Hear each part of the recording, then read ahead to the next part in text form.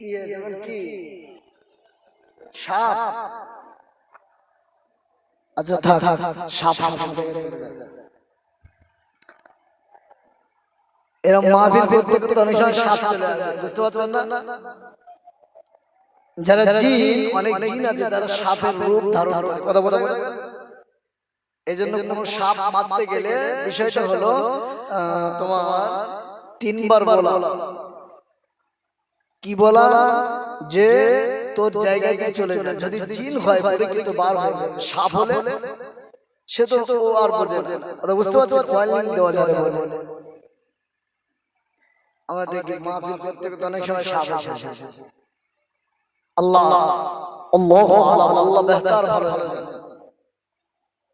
তো চলুন আমি যে কথা বলছি, ইমাম হুসাইন রাদিয়াল্লাহু আনহু গভীর সূক্ষ্মভাবে বুঝুন, ঠান্ডা মাথায় আহলে বায়াত মুহাব্বত নিয়ে শুনুন, দিলের কান লাগিয়ে শুনুন। ইমাম হুসাইন রাদিয়াল্লাহু আনহু কুফার প্রান্তরে পৌঁছে গেছেন। লম্বা কথা, আমি মেন পয়েন্ট। হুজুরের জন্য পানি বন্ধ করে দেওয়া হয়েছে, জানেন তো? পানি, এই বাবা সরে পানি বন্ধ করে দেওয়া হয়েছে। আল্লাহু আকবার। হুজুরকে পানি দিচ্ছে না, তাবুতে পানি নেই। বাচ্চা শিশু আলী আসকারের কথা মনে আছে? পানির জন্য হযরত ইমাম হুসাইন রাদিয়াল্লাহু আনহু হুজুর তাবুতে এসেছে।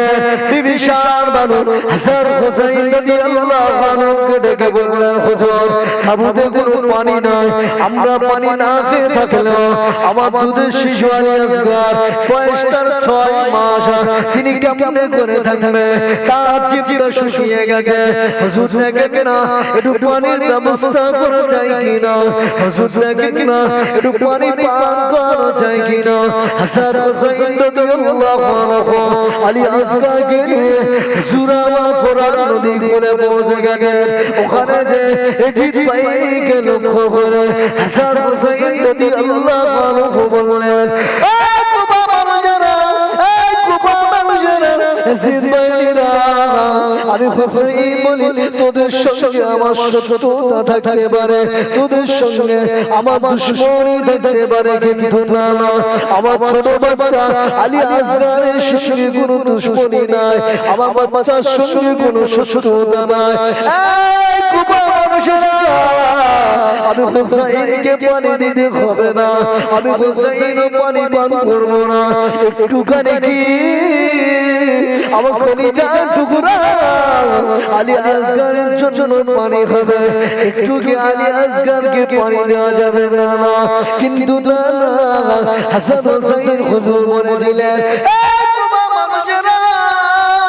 আজকে দিনে যদি আমার আলী আসগারের জন্য একটু পানি দিয়ে দাও, ময়দানে মাশারে আমার নানাজিকে বলে তোমাদের জন্য, আমার নানাজিকে বলে আমি নানাজির কাছ থেকে হাউজে কাউসারের পানির ব্যবস্থা করে দেব। ওদের মনে দয়া হলো না, ওদের মনে দয়া হলো না। হাসান হুসাইন রাদিয়াল্লাহু আনহু হুজুর জমি না পানি পান করতে যাবে, অমনি দেখতে পাওয়া গেল শত্রুর পক্ষে তীর এসে হাসান আলী আসগার হুজুরের কলিজায় বেঁধে গিয়েছে। 6 মাসের বাচ্চা কবুতরের মতো ছটফট করে ছটফট করে হাসান হুসাইন রাদিয়াল্লাহু আনহু ওই অবস্থাতে বুকে করে নিয়ে চোখ ভরা পানি নিয়ে আবার তাবুতে ফিরে গিয়েছে। ও বিবি, নাও নাও নাও, আমার সন্তান আলী আসগারকে ওরা একেবারে পানি পান করিয়ে দিয়েছে, আর কোনদিন পানি যাবে না, আর কোনদিন পানির কথা বলবে না। তাবুতে কান্না পড়ে গেল।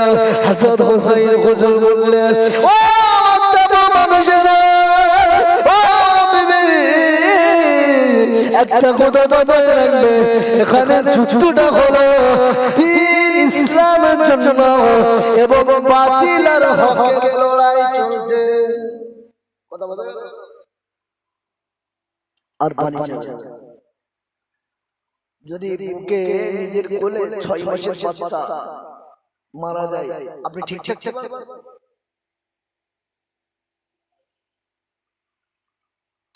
পরিস্থিতিতে কি হচ্ছে যুদ্ধের ময়দানে 10 মুহররম শুক্রবার ইমাম হুসাইন রাদিয়াল্লাহু আনহু দুটা প্রিয় দুর্বল মাথা নত করিনি না আরে মাথা নত করব তো আল্লাহর জন্য আল্লাহকে সাজদা এ মাথা অন্য কোথাও নত কথা বোঝা গেল আজকাল আমরা মাথা নত করি কি ওর ভয়ে নেতা একটু কি বলে তার ভয়ে কথা বোঝা গেল না হক কথা বলতে পারবো না এর ভয়ে কথা বুঝতে পারছেন আহলে বায়াতের মহব্বত করেছিলেন বুঝতে পারছেন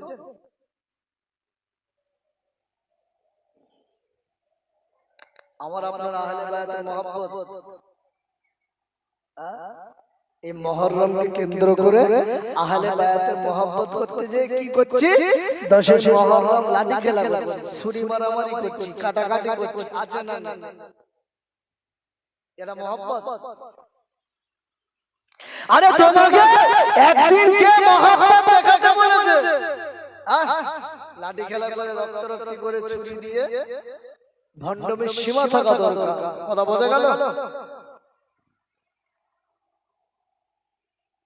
নামাজ নেই কালাম নেই ইবাদত নেই হারামের সঙ্গে যুক্ত ফরজ তরক করে উনি ইমাম হুসাইনের ভালোবাসার পরিচয় দিয়েছে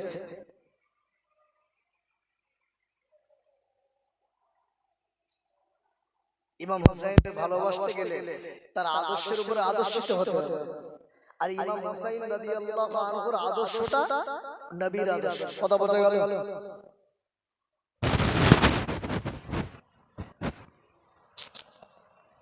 ও মায়েরা আমার নবী আপনার নবী হাবিবুল্লাহ জনাবে মুহাম্মদুর রাসূলুল্লাহ সাল্লাল্লাহু আলাইহি সাল্লামের নওয়াজা হযরত হুসাইনের মাহফিলকে কেন্দ্র করে আহলে বায়াতের মহব্বত বসেছি আম্মা আহলে বায়াত সম্পর্কে আমি আপনাদের কাছে কিছু কথা বলে যাব কোন আহলে বায়াত আল্লাহ নবী হযরত আলীকে ডাকলেন হযরত ফাতেমাকে ডাকলেন হযরত হাসানকে ডাকলেন হুসাইনকে ডাকলেন আল্লাহ নবী বললেন একটি চাদরের ভিতরে আবৃত্তি করে আমরা পাঁচজন একই সঙ্গে ময়দানে মাশরে একই চাদরের নিচে আশ্রয় নেব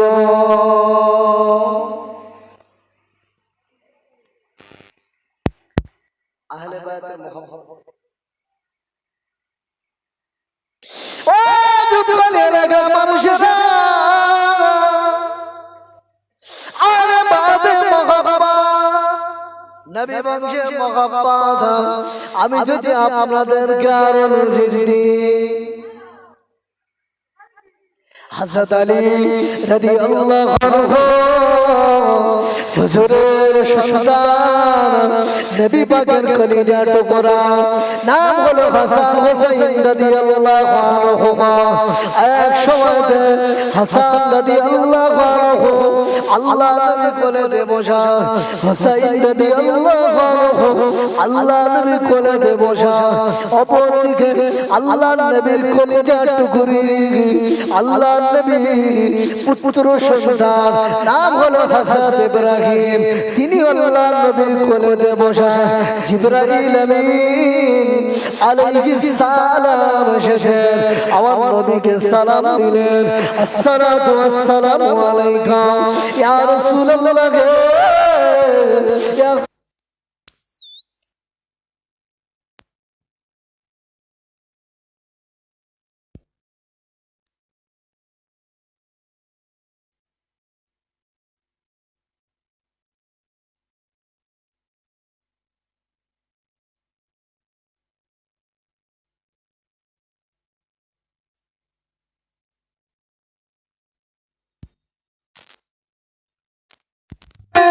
মুহাম্মদুর রাসূলুল্লাহ সাল্লাল্লাহু আলাইহি ওয়াসাল্লাম হুজুর পাক বলেছিলেন আমার ইব্রাহিমকে যদি আল্লাহ তুলে নেয় তার জন্য আমি পিতা হিসাবে আমি মুহাম্মদুর রাসূলুল্লাহ কষ্ট পাবো কিন্তু না না আমার নওয়াজা হযরত হুসাইন রাদিয়াল্লাহু আনহুকে যদি আল্লাহ তুলে নেয় তাহলে ফাতেমা কষ্ট পেয়ে যাবে, হযরত আলীও কষ্ট পেয়ে যাবে, আর আমি মুহাম্মদুর রাসূলুল্লাহ কষ্ট পেয়ে যাব। ও মাজিবুল সালাম, তাই আমি মুহাম্মদুর রাসূলুল্লাহ বলি, আমার নওয়াসা হুসাইনকে রেখে আল্লাহ পাক ইব্রাহিম কলিজার টুকরা সন্তানকে তুলে নিয়েছিল। একদিকে সন্তান, অপরদিকে নাতি। আল্লাহর নবীর কাছে জিবরাইল এসেছে, হুজুর আপনি বলেন জাস্টিফাই, দুজনকে একসাথে রাখা যাবে? দুজনকে একসঙ্গে রাখা যাবে না। আহলে বায়াতের মহব্বত, আজকাল আমরা মহব্বত করছি কি করে? নামাজ ছেড়ে মহব্বত করছি, নামাজ ছেড়ে মহব্বত করছি। ও প্রিয় কামেরা, ইসলামিক খেলাফত আইন চলল 30 বছর হয়ে গেল। আবু বকর সিদ্দিক হুজুরের সময় পার হয়ে গেল। হযরত ওমর রাদিয়াল্লাহু আনহু হুজুরের সময় পার হয়ে গেল। হযরত উসমান রাদিয়াল্লাহু আনহু হুজুরের সময় পার হয়ে গেল। হযরত আলী হুজুরের সময় পার হয়ে গেল। আমিরে মুআবিয়ার শাসন চলল কিছু মাস ধরে। হযরত হাসান রাদিয়াল্লাহু আনহু হুজুরের শাসনকাল চলল। আমিরে মুআবিয়া হুজুর টানা 20 বছর ক্ষমতায় রয়েছেন। আমিরে মুআবিয়া রাদিয়াল্লাহু আনহু হুজুরের সন্তানের নাম হলো এজিদ। এজিদের আব্বার নাম হযরত আমিরে মুআবিয়া। কথা বুঝতে পারছেন? তাহলে এজিদ একজন সাহাবীর ছেলে, যে সাহাবী আমিরে মুআবিয়া রাদিয়াল্লাহু আনহু, আমরা তাকে আল্লাহর রাসূলের এক একটা সাহাবী জান্নাতি সাহাবী। মন খুলে বলুন সুবহানাল্লাহ। অনেকে এই মুহররমকে কেন্দ্র করে তারা সাজাতে সাজাতে হযরত ইমামে হুসাইন রাদিয়াল্লাহু আনহুর পক্ষ নিতে নিতে আমিরে মুআবিয়াকে কাফের বলে। কথা বোঝা গেল? এই বাড়াবাড়িটা ঠিক নয়। তিনি একজন কাতিবে ওহী, আমিরে মুআবিয়া রাদিয়াল্লাহু আনহু, তিনি আল্লাহর নবীর বিশিষ্ট একজন সাহাবী।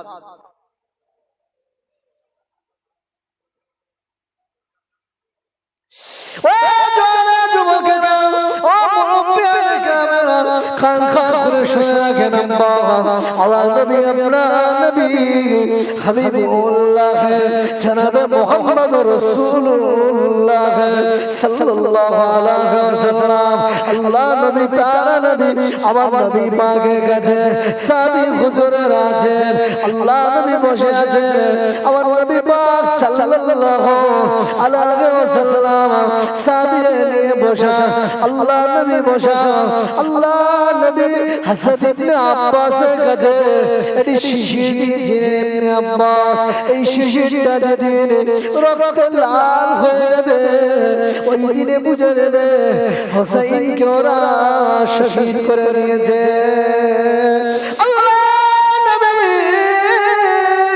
আমাদের আম্মা হযরত উম্মে সালমা রাদিয়াল্লাহু আনহার কাছে আল্লাহ নবী একটি মাটির টুকরা দিয়েছিলেন। ও উম্মে সালমা, আমি মুহাম্মদুর রাসূলুল্লাহ, আমি নবী পাক বলি, যেদিন দেখবে মাটির টুকরাটা রক্তেই পরিণত হয়ে যাবে, ওই দিনে ভেবে নেবে হুসাইনকে ওরা কারবালার মাঠে শহীদ করে দিয়েছে। নমুনা দিয়ে গেল। আল্লাহর নবী ইবনে আব্বাসের কাছে শিশির দিলেন, আম্মা জানের কাছে আল্লাহর নবী মাটির ডলা দিলেন। কারণ জিবরাইল আমিন আলাইহিস সালাম এসে নবীকে বলেছেন, হুজুর হুসাইনকে আপনার উম্মতরা শহীদ করে দিলেন।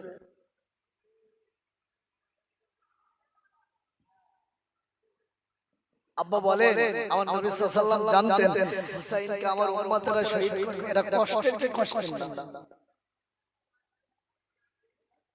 বলে কারবালার ইতিহাস আমরা প্রতি বছর শুনছি, মাহফিলে ওয়াজ যখনই মোবাইল টানছে শুনছি, ঠিক কিনা বলেন? আমি মূল পয়েন্টের কিছু কথা বলে আল্লাহ নবী দিন দুনিয়া বাদশাহ হাবিবুল্লাহ জনাবে মুহাম্মদ রাসূলুল্লাহ সাল্লাল্লাহু আলাইহি ওয়াসাল্লাম আমার নবী পাক সাল্লাল্লাহু আম্মা জানকে বললেন সাদ ইবনে আব্বাসকে স্মরণ করেছিলেন আল্লাহ নবী মুহাম্মদ রাসূলুল্লাহ সাহাবী হাসান হাসান রাদিয়াল্লাহু আনহু অপরদিকে নবী পাকের কলিজার টুকরা আল্লাহ নবী আমার রাসূলের পাক সাল্লাল্লাহু আলাইহি ওয়াসাল্লাম হাসানকে বিষ পান করিয়েছিলেন আজাদ হাসান করিয়েছিলেন একবার তিনবার হাসান হাসান রাদিয়াল্লাহু আনহু হুজুরকে প্রথম বিষ পান করিয়েছেন হুজুর জ্বালানে ছটফট করে আমার নবী পাক সাল্লামের রওজা মোবারকের কাছে হাসান হাসান রাদিয়াল্লাহু আনহু নবী রওজার কাছে পৌঁছে গিয়েছেন আমার নবী পাককে সালাম দেন আমার নবী পাক সাল্লামকে বলে নানা জান আপনি আমার জন্য দোয়া করুন নানা জান আমি বড় অসুস্থ হয়ে পড়ি নানা জান আমার ভিতরটা জ্বালা যন্ত্রণা করে নানা জান আল্লাহ নবীর রওজা শরীফে দাঁড়িয়ে হাসান ইমামে হাসান রাদিয়াল্লাহু আনহু কাঁদেন দেখতে পাওয়া গেল বিষটা পানি হয়ে গেল আবার কিছু সময় পরে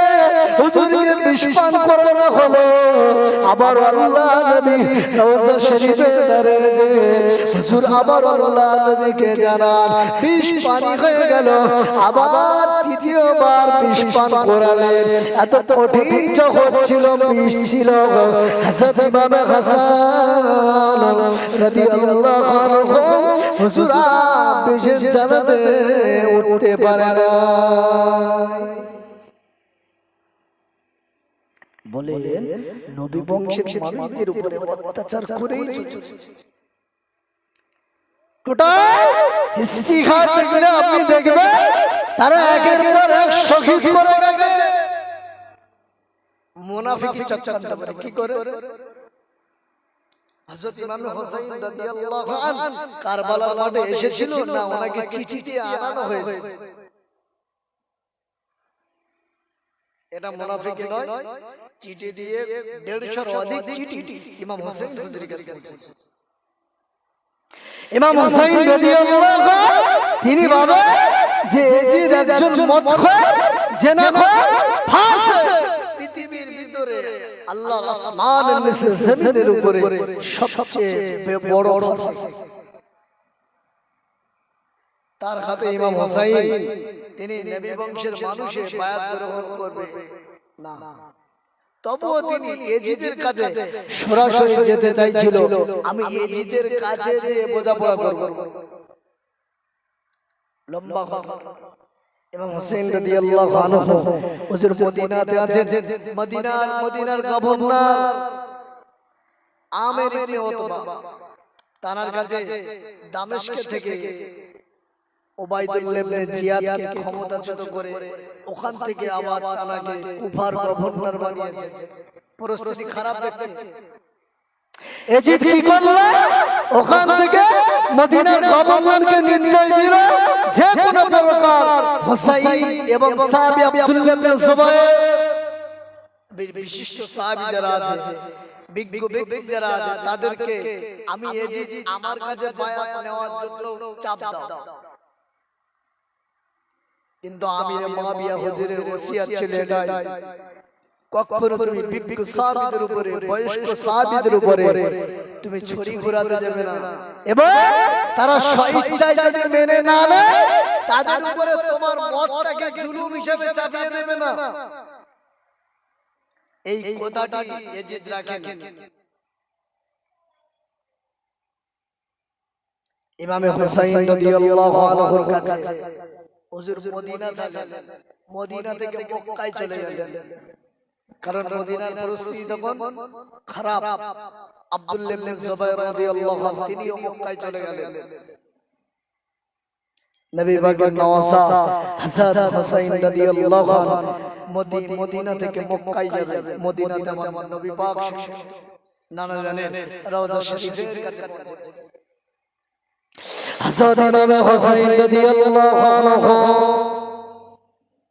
নবী পাকের রওজা শরীফের কাছে হযরত ইমাম হুসাইন রোনাজারি করে কান্না করে নানা জান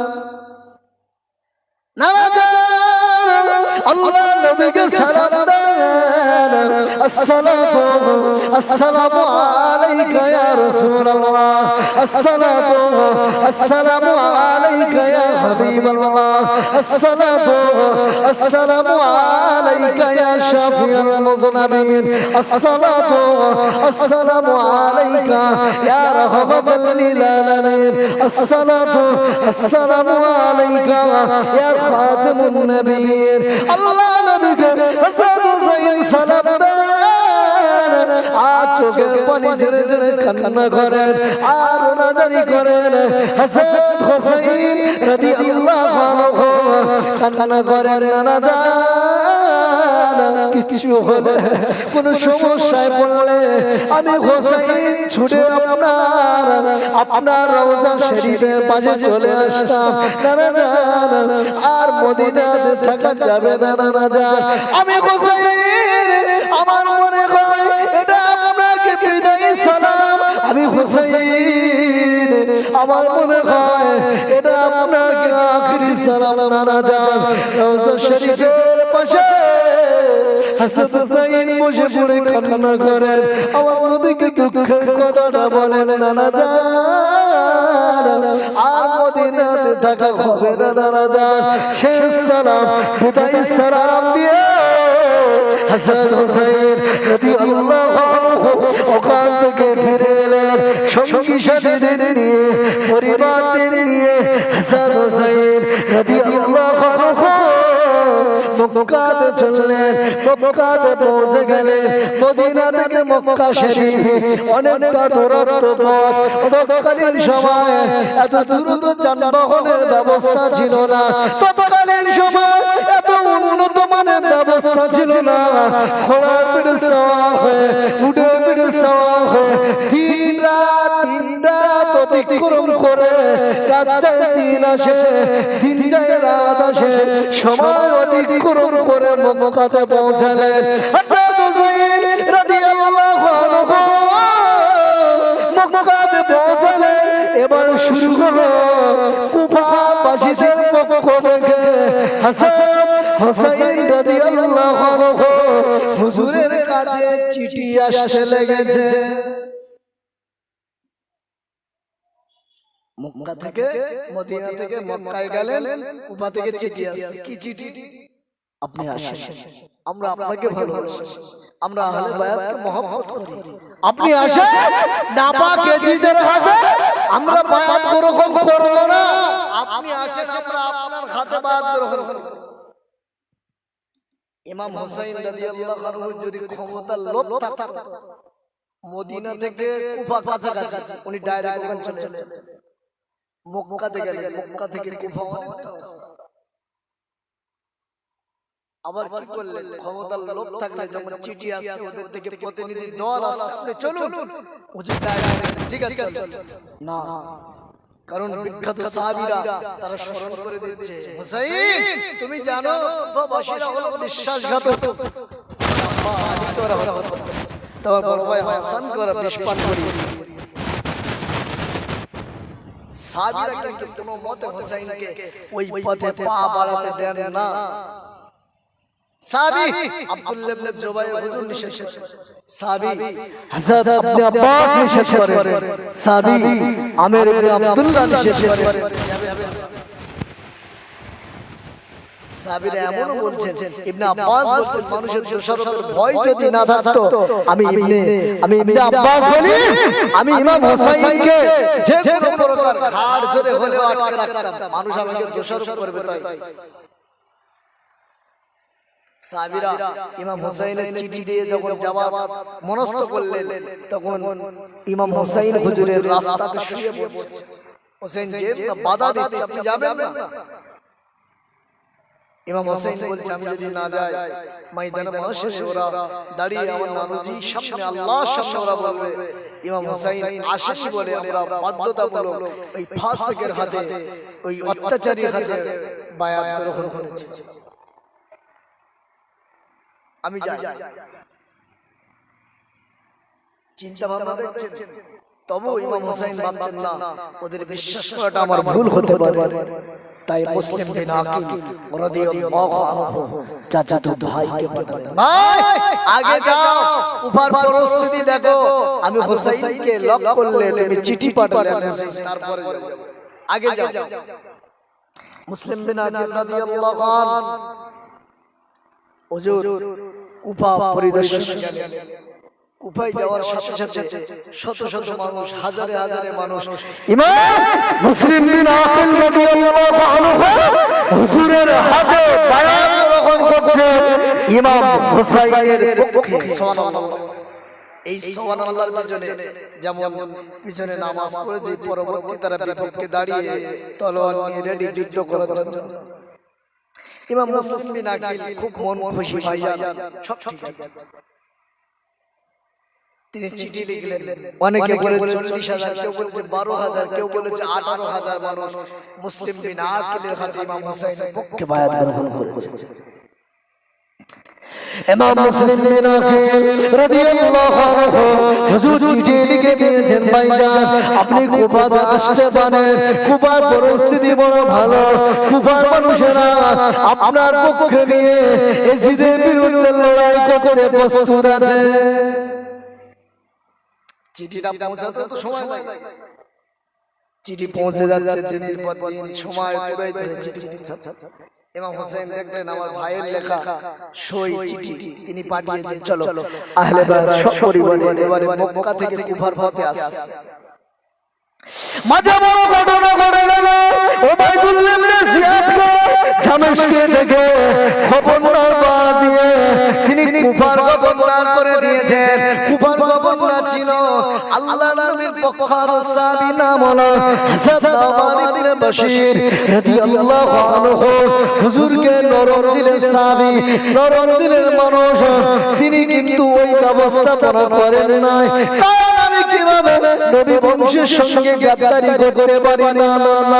আহলে বায়তের প্রতি যে মহব্বত, আহলে বায়তের প্রতি যে ভালোবাসা, হযরত মুসলিম বিন আকিল রাদিয়াল্লাহু আনহু ওই কুফাতে আছেন। ওদিকে এজিদ কি করলো, ওই কুফার গভর্নর থেকে ওই নোমান ইবনে বাশিরকে সরিয়ে দিয়েছে, ওবাইদুল্লাহ ইবনে জিয়াদকে বসিয়ে দিয়েছে। আর ওবাইদুল্লাহ ইবনে জিয়াদ জালিম কাফের, এতটা নিকৃষ্ট ছিল, এতটা কঠোর মনে ছিল, এসেছে ভয় ভীতি দেখিয়েছে। কুফার মানুষেরা মুসলিম বিন আকিল রাদিয়াল্লাহু আনহু হুজুরের পাশ থেকে সরতে শুরু করেছে। দেখতে পাওয়া গেল সরতে সরতে হুজুরের পাশে 18,000 বায়াত গ্রহণকারীদের মধ্যে থেকে হুজুরের পাশে 3 জন অথবা 5 জন দাঁড়িয়ে আছে। 18,000-এর মধ্যে 5 জন পাশে দাঁড়িয়ে, বাকি সব সরে গিয়েছে। মুসলিম বিন আকিল রাদিয়াল্লাহু আনহু হুজুর ভাবছেন আমি একই সর্বনাশ করলাম। এই যে চিঠি পৌঁছে গেছে, আমার ভাইজান বার হয়েছে, এবং এবং এই যে 18,000-এর ভিতরে এই ভয় ভীতিতে, একটা সামান্য অশান্তিতে, তাই মানুষ সরে গিয়ে 5 জন, দেখতে দেখতে ও 5 জনে নীল হয়ে গেছে। আল্লাহু আকবার। এবার পরিস্থিতি তৈরি করে ফেলেছে হাসান মুসলিম বিন আকিল রাদিয়াল্লাহু আনহু। হুজুর কোথায় যাবেন না, হুজুর কোথায় যাবেন না না হুজুর যে বাড়িতে আশ্রয় নিয়েছিলেন ওর ওয়াইফ খালি ওই ব্যক্তিকে আটক করে নিয়েছে ওই ব্যক্তিকে আটক করে নিয়েছে মুসলিম বিন আকিল রাদিয়াল্লাহু আনহু হুজুরকে কেউ মদিনার রাস্তা বলে না হুজুরকে কেউ পথ চেনানোর কথা বলে না অশান্ত তৈরি হয়ে গেল শেষ বেজে এসির বাহিনী দিয়ে মুসলিম বিন আকিল রাদিয়াল্লাহু আনহুকে শহীদ করে দিয়েছে কিন্তু না না মুসলিম বিন আকিল রাদিয়াল্লাহু আনহু বললেন আমাকে একটাবার চিঠি লেখার সুযোগ দেওয়া হোক চিঠি লেখার সুযোগ দেওয়া হয়েছে মুসলিম বিন আকিল রাদিয়াল্লাহু আনহু চিঠিতে লিখে দিয়েছে ভাইজান আপনি আসবেন না কুফার মানুষরা বিশ্বাসঘাতক এরা বিশ্বাসঘাতকতা করেছে ভাইজান কিন্তু না না চিঠি পাবো আবারও সময় লাগবে রাত অতিবাহিত হবে ইমাম হোসেন রাদিয়াল্লাহু আনহুর কাছে চিঠি পৌঁছাবে কিন্তু না না তার আগে ইমাম হোসেন রাদিয়াল্লাহু